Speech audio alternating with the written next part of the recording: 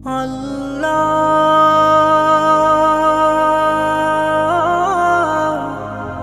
আল্লাহ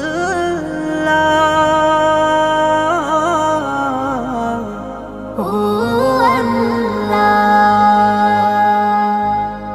ওই খুঁটিহীন নীল আকাশ ভুবন মাঝে তুমি কুদরতি ইশারায় রেখেছো এই শ্যামল পৃথিবীর চিত্রখানি তুমি নিপুণ তোমার হাতে এঁকেছো।